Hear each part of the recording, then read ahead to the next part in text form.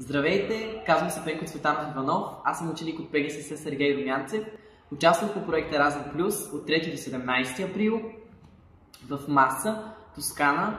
Там се запознах с демократичните ценности на италианците, разбрах защо трябва да се борим с климатичните промени, развих своите дигитални компетентности и се запознах с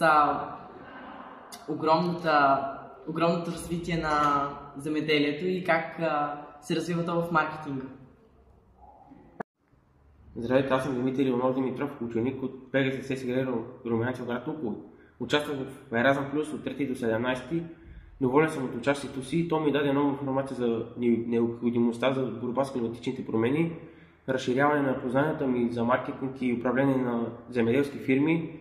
Запознах се с историята и забележителността на Пиза, Маса и съм доволен.